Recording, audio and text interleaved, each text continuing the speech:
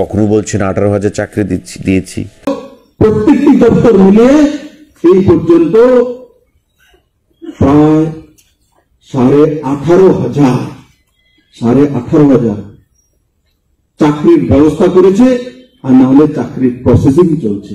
কখনো বলছেন 23,500 চাকরি দিয়েছি। টোটাল 23,000 একজনের চাকরি হয়েছে। 23,000 একজনের, 23,000 একজন। আবার কখনো আমরা শুনতে পাই 96,000 চাকরি দিয়েছি। না হলে সরকারি চাকরি হয়ে গেছে, বা জব ক্রিয়েটর হয়ে গেছে, বা আউটসোর্সিং হয়ে গেছে, বা হচ্ছে, তার প্রসেসিং এর মধ্যে আছে। কুল মিলিয়ে 96,385 জনের ব্যবস্থা হয়েছে। 96,300 মানে প্রায় 1 লাখ লোকের রোজগারের, 1 লাখ পরিবারের রোজগারের ব্যবস্থায় সরকার এই পর্যন্ত করে নিয়েছে। তো বাস্তবটা কি তো আমরা বুঝতে পারছি না। 18,000 চাকরি যদি হয়ে থাকে, 23,000 চাকরি যদি হয়ে থাকে, আমার বিধানসভাতে কারা চাকরি পেয়েছে? যদি 18,000 চাকরি হয়ে থাকে, তবে 60 ডিভাইডেড বাই 60 হলে কত হয়? 300 করে একটা বিধানসভাতে চাকরি হয়। তো আমার বিধানসভাতে তো 300 চাকরি হওয়ার কথা ছিল।